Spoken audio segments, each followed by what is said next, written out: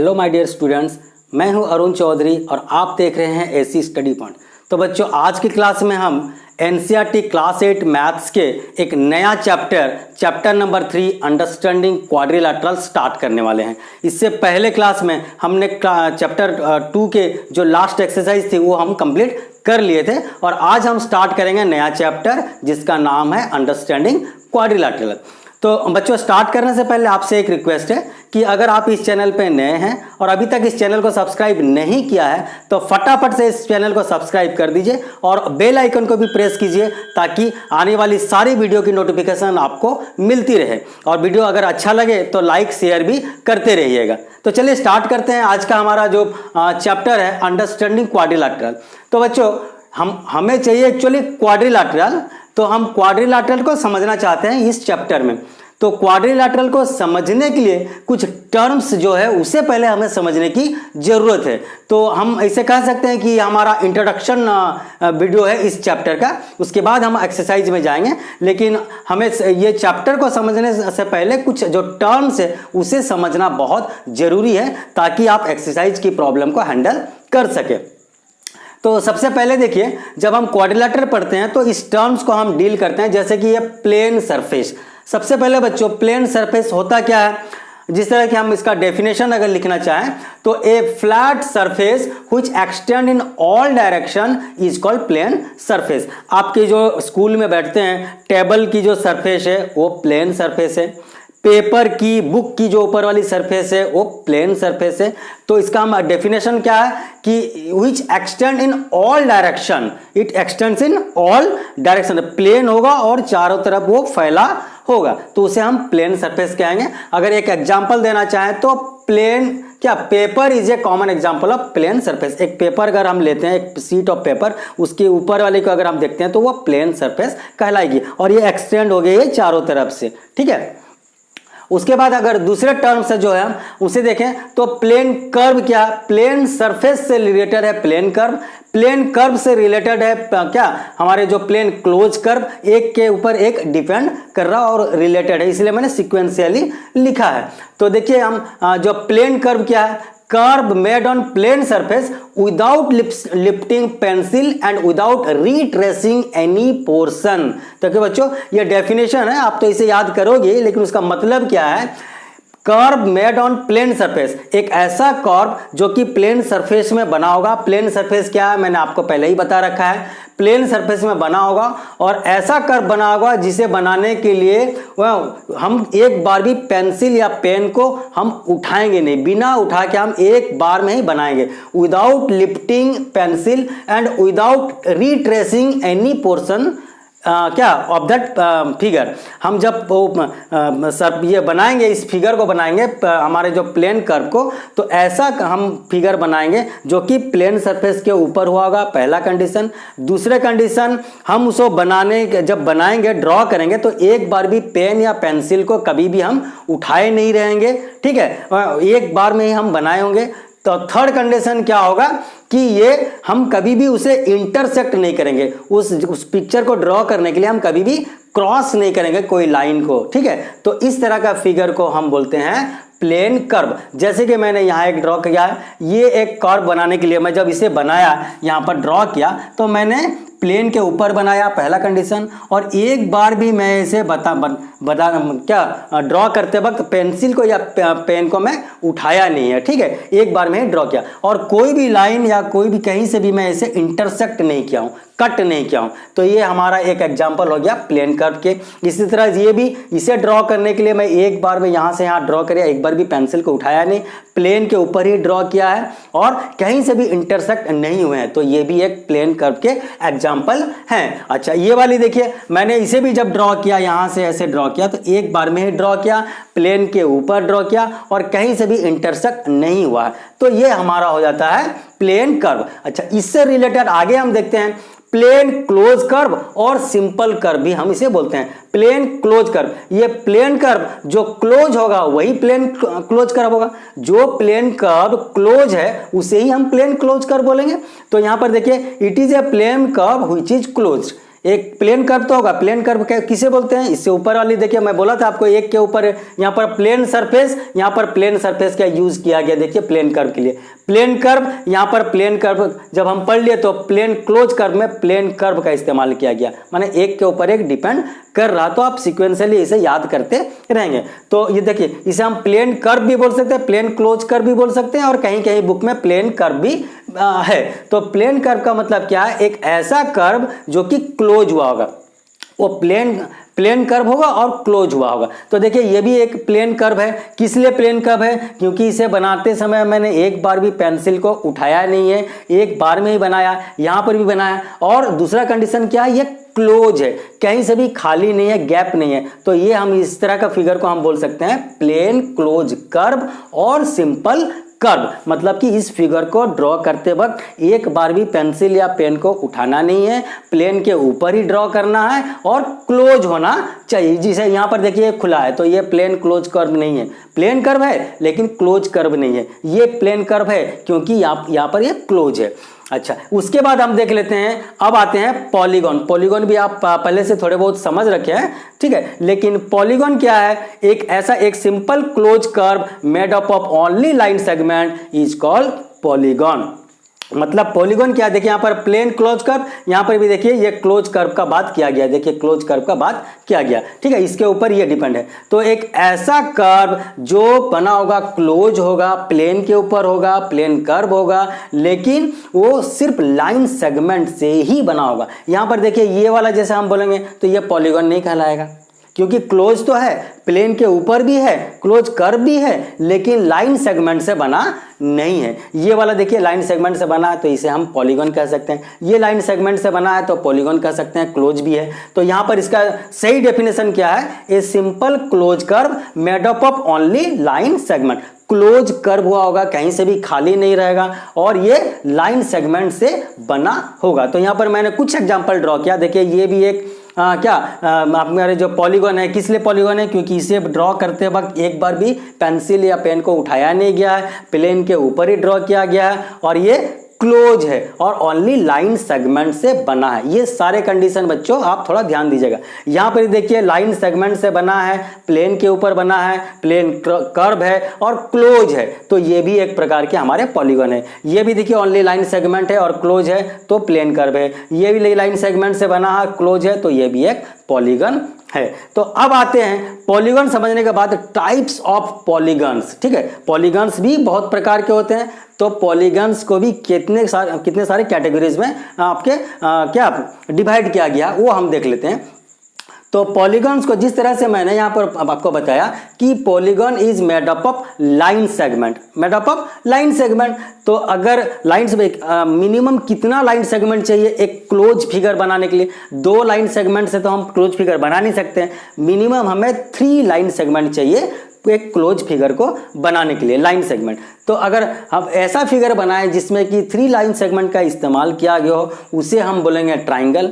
अगर हम 4 line segment का यूज कर रहे हैं क्लोज फिगर बनाने के लिए तो उस पॉलीगॉन को हम बोलेंगे क्वाड्रिलेटरल। यही हमारा देखिए टॉपिक है, ठीक है, क्वाड्रिलेटरल। अगर 5 लाइन सेगमेंट का यूज कर रहे हैं तो हम उसे बोलेंगे पेंटागन। 6 लाइन सेगमेंट का अगर यूज करें तो हम उसे बोलेंगे हेक्सागन। 7 लाइन सेगमेंट्स का यूज करें तो हम बोलेंगे क्या, हेप्टागन, ठीक है। अगर 8 लाइन सेगमेंट का यूज करें तो ऑक्टागन। 9 लाइन सेगमेंट का यूज करें तो नोनागन। अगर 10 लाइन सेगमेंट यूज करके एक क्लोज फिगर बना रहे हैं तो उस पॉलीगॉन को हम बोलेंगे डेकागन। इसी तरह से अगर चलता गया तो अगर n लाइन सेगमेंट से कोई फिगर बनता तो उसे हम n गॉन तक ऐसे लेके गए हैं। क्योंकि ये आपके कोर्स में नहीं है पर मैंने ऐसे बता रखा, आपके एनसीईआरटी बुक में ये दे रखा है कि triangle, quadrilateral, pentagon, hexagon, heptagon, octagon, नोनागन, decagon and n gone, यहां तक आपके दे रखे हैं। तो मैंने आपको यहां पर ये कॉन्सेप्ट दे दिया। उसके बाद देखिए और एक बहुत इंपॉर्टेंट फैक्टर है जो कि इस चैप्टर के लिए इंपॉर्टेंट है, वो है डायगोनल। ठीक है बच्चों, डायगोनल ऐसे आप थोड़े बहुत जानते ही होंगे, लेकिन डायगोनल को भी मैं यहाँ पर समझता हूँ कि बहुत इंपॉर्टेंट है, इसलिए मैंने लिख रखा है। डायगोनल क्या है, a diagonal is a line segment connecting two non consecutive vertices of a polygon. तो देखो बच्चों यहाँ पर 2 चीज आ गया, देखिए ये नॉन कंजिक्यूटिव और वर्टिसेस, ये दो चीज, तो एक ऐसा क्लोज फिगर बना होगा, सिर्फ लाइन सेगमेंट से बना होगा, जिसमें कि हमारे ये नॉन कॉन्जिक्यूटिव वर्टिसेस को ज्वाइंट करेंगे तो हमारा डायगोनल कहलाएगा। एक एग्जांपल के तौर पे मैं यहाँ पर लेता हूँ। सपोज ये एक हमारा फिगर है, ये एक हमारा फिगर है, तो एक डायगोनल क्या है? Diagonal is a line segment connecting two non consecutive vertices. अच्छा, यहाँ पर अगर हम देखें तो यहाँ पर एक वर्टिसेस, ये एक वर्टिसेस, ये एक वर्टिसेस, माने ये वर्टेक्स वर्टेक्स, यहाँ पर देखिए 4 वर्टेक्स है, क्योंकि जहां पर दो लाइन सेगमेंट ज्वाइन करते हैं उसे हम वर्टेक्स करते हैं बच्चों, ठीक है। तो आप अगर वर्टेक्स को नहीं जानते तो यहाँ मैं बता देता हूं आपको कि दो लाइन सेगमेंट जहां पर ज्वाइंट करते हैं वहां पर ज्वाइंट पॉइंट को वर्टेक्स बोलते हैं। तो यहाँ पर देखिए ये एक वर्टेक्स है, ये एक वर्टेक्स है, ये एक वर्टेक्स है, ये वर्टेक्स। अच्छा, एक डायगोनल क्या है? एक ऐसा लाइन सेगमेंट जो कि फिगर में नॉन कॉन्जिक्यूटिव वर्टेक्स को ज्वाइन करते हैं। देखिए ये और ये कंजिक्यूटिव है, ये और ये वर्टेक्स कंजिक्यूटिव है, ये और ये वर्टेक्स कंजिक्यूटिव है, ये और ये वर्टेक्स कंजिक्यूटिव है। लेकिन नॉन कंजिक्यूटिव मतलब एक वर्टेक्स एक बीच में गैप होगा, उसके बाद हम ज्वाइन करेंगे तो नॉन कंजिक्यूटिव, माने लगातार नहीं होना चाहिए। ये वर्टेक्स और ये वर्टेक्स को ज्वाइन करेंगे तो लाइन सेगमेंट कहलाएगा, लेकिन डायगोनल नहीं कहलाएगा। तो ये वर्टेक्स एक गैप करके ये वाला मैं अगर ऐसे ज्वाइन कर दूं तो ये वाला डायगोनल कहलाएगा, क्योंकि नॉन कॉन्जिक्यूटिव है ये पॉइंट और ये पॉइंट नॉन कॉन्जिक्यूटिव पॉइंट। आप इधर से भी जाओ तो एक बीच में रास्ते में एक छोड़ दिया मैंने, यहां से भी अगर जाए तो एक मैंने छोड़ दिया, माने कॉन्जिक्यूटिव नहीं है। अगर इस तरह से मैं इसे भी ड्रॉ करूं तो ये भी डायगोनल कहलाएंगे, क्योंकि मैं जब इसे ड्रॉ करते वक्त यहां से पॉइंट लिया, लेकिन ये वाले मैं छोड़ दिया वर्टेक्स को और यहां से ड्रॉ किया, ठीक है। ये वाले जब ड्रॉ किया तो ये वर्टेक्स को मैंने छोड़ दिया और ये वर्टेक्स को ज्वाइन किया, मतलब एक ऐसा लाइन सेगमेंट जो ऑपोजिट माने टू नॉन कॉन्जिक्यूटिव वर्टेक्स से को ज्वाइन करता हो उसे हम डायगोनल कहते हैं। उसके बाद डायगोनल जब देख लिए तो हम कॉन्वेक्स एंड कॉन्केव पॉलीगन को भी देख लेते हैं। ये बहुत इंपॉर्टेंट है, बहुत सारे बच्चे इसमें कंफ्यूज होते हैं। तो ये कॉन्वेक्स पॉलीगन क्या है और कॉन्केव पॉलीगन है। पॉलीगन तो हमने जान लिया कि लाइन सेगमेंट से बना होगा, एक क्लोज कर्व हुआ होगा, उसे पॉलीगन कहते हैं। लेकिन कॉन्वेक्स पॉलीगन क्या है? एक ऐसा polygon in which no portions of the diagonal are outside of the polygon. तो एक ऐसा पॉलीगन जो कि लाइन सेगमेंट से ही बना होगा तभी उसे पॉलीगन कह रहे हैं। तो उसका डायगोनल, कोई भी एक डायगोनल, जितने भी डायगोनल हम पॉसिबल डायगोनल ड्रॉ करें, कोई एक भी डायगोनल वो क्या फिगर से बाहर ना गया हो, ऐसे वाले को हम बोलते हैं कॉन्वेक्स पॉलीगन। यहां पर देखिए मैंने एक ड्रॉ किया, इसकी डायगोनल ये है, इसकी डायगोनल ये है। यहां पर मैं एक फिगर ड्रॉ किया, इसकी डायगोनल ये है, इसकी डायगोनल ये है। मतलब जो भी डायगोनल हम जितने सारे भी डायगोनल ड्रॉ कर सकते हैं करेंगे, और सारे के सारे डायगोनल अगर उस फिगर के अंदर होंगे, कोई भी बाहर ना गया हो ऐसा डायगोनल, तो उस टाइप का फिगर को हम बोलेंगे कॉन्वेक्स पॉलीगन। अच्छा, एक इजी तरीका बता, देखो जो अंदर को हम कभी कभी भीतर भी बोलते हैं, तो हम क्या करेंगे यहाँ ट्रिक्स लगाएंगे। कॉन्वेक्स, भी फॉर भीतर, भी फॉर वैक्स, मतलब अगर कॉन्वेक्स माने कोई भी सारे डायगोनल अगर भीतर है मतलब अंदर है तो उसे हम कॉन्वेक्स पॉलीगन कहेंगे। एक ऐसे आप लॉजिक लगाओ कि कॉन्वेक्स पॉलीगन में वैक्स, भी फॉर वैक्स, भी फॉर भीतर, मतलब सारे डायगोनल्स अगर भीतर हैं तो उसे कॉन्वेक्स पॉलीगन हम कहेंगे। अगर भीतर नहीं है तो हम कॉन्केव कहेंगे। तो कभी कभी जब कंफ्यूज होते हैं कॉन्वेक्स और कॉन्केव में, एक अगर कॉन्वेक्स पता चल गया तो बाकी जो दूसरा हो कॉन्केव ही होगा। तो जिसके डायगोनल भीतर है वो वैक्स, मतलब कॉन्वेक्स पॉलीगन में सारे डायगोनल्स भीतर होते हैं, मतलब अंदर होते हैं। अच्छा, कॉन्केव पॉलीगन क्या है? कॉन्केव पॉलीगन मतलब इसके उल्टा, polygon in which at least one diagonal is outside the polygon. तो एक ऐसा पॉलीगन जिसमें कम से कम एक डायगोनल वो फिगर से बाहर चला गया होगा। 2, 4, 5 अगर गए तब भी नहीं, लेकिन एटलीस्ट एक डायगोनल बाहर अगर हो गया तो हम उसे कॉन्वेक्स नहीं कहेंगे, कॉन्केव पॉलीगन कहेंगे। देखिए मैं यहाँ पर ब्लू से ड्रॉ किया हूं, ये मेरा फिगर है, और जो रेड से ड्रॉ किया हूं वो मेरा डायगोनल है। तो यहाँ पर देखिए ये वाला फिगर मैंने एक ड्रॉ किया और ये डायगोनल ड्रॉ किया, तो ये डायगोनल क्या है? ऑपोजिट वर्टेक्स को नॉन कॉन्जिक्यूटिव वर्टेक्स को ज्वाइन करके एक डायगोनल हुआ, तो ये डायगोनल मेरा अंदर है, ठीक है, तो चलेगा। लेकिन ये वाले डायगोनल देखिए फिगर से बाहर, ये मेरी ब्लू वाली जो कलर है वो फिगर है, फिगर से बाहर ये डायगोनल ड्रॉ किए। तो ऐसे वाले डायगोनल में हम क्या करेंगे, क्योंकि देखिए यहाँ पर एक पॉइंट वर्टेक्स है, यहाँ पर एक वर्टेक्स है, यहाँ पर मैंने इस वर्टेक्स को छोड़ दिया और दो नॉन कॉन्जिक्यूटिव वर्टेक्स को ड्रॉ करके यहाँ पर एक डायगोनल बना दिया। लेकिन वो डायगोनल देखिए पूरा पिक्चर से आउट हो गया, माने फिगर के बाहर है। तो एटलीस्ट एक डायगोनल अगर पिक्चर से बाहर है तो उसे हम कहेंगे कॉनकेव पॉलीगॉन। यहां पर भी देखिए बच्चों, ये ब्लू वाली जो है मेरी फिगर है, तो यहां पर मैं डायगोनल ड्रॉ किया तो ये एक डायगोनल है, लेकिन ये वाले देखो ये वर्टेक्स ये मैं छोड़ दिया, ये वर्टेक्स को ड्रॉ किया, मैंने एक वर्टेक्स को छोड़ दिया, मतलब नॉन कॉन्जिक्यूटिव है। मैं डायगोनल तो बना ही सकता हूं नॉन कॉन्जिक्यूटिव पॉइंट को ज्वाइन करके, जो नॉन कॉन्जिक्यूटिव वर्टेक्स को ज्वाइन करके। तो ये एक डायगोनल जब ड्रॉ किया तो ये क्या पिक्चर से आउट हो गया, मतलब कि पिक्चर से बाहर हो गया। इसको हम डिफाइन कैसे करेंगे, polygon in which at least one diagonal is outside the polygon. ये तो पॉलीगॉन है क्योंकि लाइन सेगमेंट से बना, लेकिन ये diagonal outside of the polygon है, यहां भी आउटसाइड ऑफ द पॉलीगॉन है। ये मैंने दो एग्जांपल दिया है, बहुत सारे एग्जांपल आप दे सकते हो। तो ये हो गया हमारा कॉनकेव और कॉन्वेक्स पॉलीगॉन का क्या, जो हमारा जो क्या उसके डेफिनेशंस और उसके थ्योरीज और वो किस तरह से हम होता है उसका ड्रॉ करके मैंने दिखा दिया।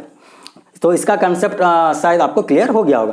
अब आते हैं रेगुलर और इरेगुलर पॉलीगॉन। ये हमारा जो लास्ट कंसेप्ट है बच्चों, उसके बाद हम एक्सरसाइज में जाएंगे।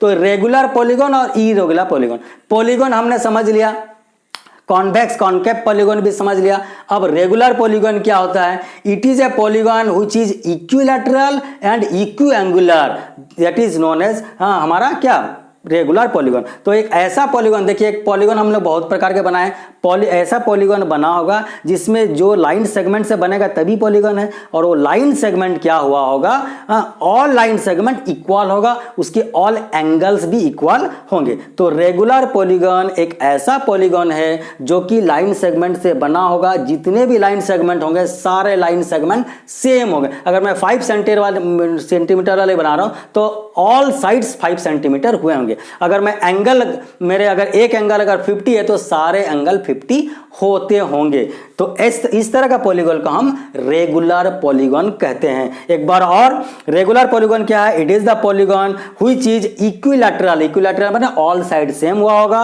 और इक्विएंगुलर मतलब ऑल एंगल सेम हुआ होगा। तो हम अगर जैसे आइसोसेलेस देखिए हम इक्विलैटरल ट्रायंगल है, तो इक्विलैटरल ट्रायंगल में क्या होता है, ऑल साइड्स इक्वल होते हैं और ऑल एंगल भी इक्वल होते हैं, मतलब 60 डिग्री ईच होते हैं। अच्छा, स्क्वायर में क्या है, स्क्वायर में भी ऑल साइड इक्वल होते हैं, ऑल एंगल इक्वल होते हैं, मतलब 90 डिग्री ईच। तो ये हमारा कंडीशन को फुलफिल करता है, मतलब हम रेगुलर पॉलीगॉन, ये दोनों हमारे रेगुलर पॉलीगॉन के एग्जांपल है, क्योंकि यहां पर जितने भी लाइन सेगमेंट है सारे लाइन सेगमेंट सेम है और हर एंगल भी सेम है। तो ये हमारा हो गया रेगुलर पॉलीगॉन। जो रेगुलर नहीं है वो इरेगुलर पॉलीगॉन, लेकिन उसके डेफिनेशन हम देख लेते हैं। It is a polygon in which at least one angle or one side is different from the other angle or other side. तो यहां पर जो इरेगुलर पॉलीगॉन है बच्चों, वो क्या है, ये ऐसा पॉलीगॉन जिसमें एटलीस्ट कम से कम एक साइड अलग हुआ होगा। एक जो हमारे जो लाइन सेगमेंट से बना है सारे लाइन सेगमेंट सेम होंगे, लेकिन एक लाइन सेगमेंट भी अगर अलग हो गया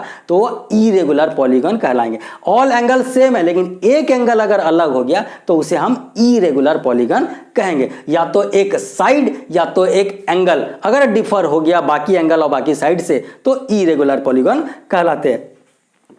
जैसे यहां पर देखिए हम कहते हैं आइसोसेल्स ट्रायंगल बोलेंगे। आइसोसेल्स ट्रायंगल में क्या होते हैं, दो साइड तो इक्वल है लेकिन एक साइड अनइक्वल है, तो ये हमारा क्या हो गया, इरेगुलर पॉलीगॉन। अच्छा, रेक्टेंगल के केस में देखिए ऑल एंगल इक्वल है, 90 डिग्री ईच है, लेकिन एटलीस्ट वन साइड और वन एंगल बोल रहे थे। तो यहां पर देखिए ये जो है 90 90 90 सारे हैं, लेकिन यहां पर ये दोनों साइड इक्वल है, ये दोनों साइड इक्वल है, मतलब ऑल 4 साइड्स इक्वल नहीं है, ऑपोजिट साइड इक्वल है। तो ऑल साइड इक्वल होने चाहिए कंडीशन, जितने भी लाइन सेगमेंट से बना है सब लाइन सेगमेंट एक ही होना चाहिए। तो यहां पर ये लाइन सेगमेंट अलग लेंथ है, ये लाइन सेगमेंट अलग से लेंथ, तो इधर देखने की जरूरत नहीं है। दो अलग अलग लाइन सेगमेंट से बन गए, मतलब कि ये इरेगुलर पॉलीगन हो गए।